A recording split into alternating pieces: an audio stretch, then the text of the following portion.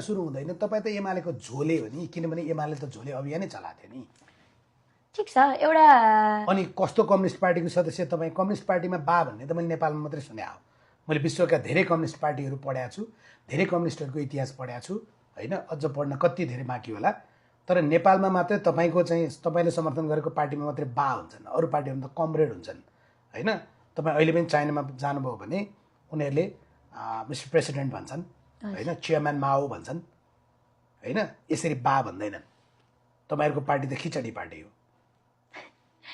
अब यो कुरामा म जवाफ दिन लायक छु जस्तो मलाई किन हुनुहुन्न? लाग्दैन। तर हामीले बा भन्नुको रिजन चाहिँ के हो भन्दाखेरि केपी ओलीले चाहिँ आफूभन्दा सानो मान्छेलाई चाहिँ आफ्नो छोराछोरी जस्तो नाति नातिना जस्तो व्यवहार गर्ने कारणले हामीले बा भन्ने त्यो गरेको। 22 जनाले चाहिँ किन त्यो व्यवहार नगरे त? को 22 जना? जो मारिए उहाँ होइन, सरकारको नेतृत्व। एउटा चिज बुझाउँ हमेसा, बुझाउँछु ल। एउटा चिज, हजुर सडकमा प्रहरी जान्छ सुरक्षाका लागि, हजुर ठिक छ, ठिक छ। सुरक्षाका लागि। त्यो प्रहरीको कमान्डर हुन्छ, डिएसपी हुन्छ होला, एसपी हुन्छ, एसएसपी हुन्छ होला, उसको पनि कमान्डर हुन्छ आइजिपी। आइजिपीको पनि लाइन मिनिस्ट्री हुन्छ गृह मन्त्रालय। हजुर, गृह मन्त्रालयको पनि लाइन गभर्मेन्ट हुन्छ प्रधानमन्त्री।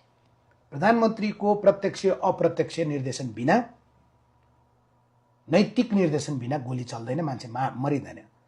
अनि मान्छे मरेको छ, तपाईँ जसलाई छुटाउनका लागि सडकमा नारा लाउन जानुभयो नि, उहाँले के भन्नुभयो थाहा छ?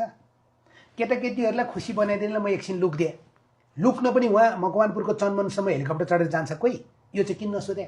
त्यो नारा लाउने बेला सोध्नु पर्दैन? यो कुरा उहाँले जान्नुहुन्छ।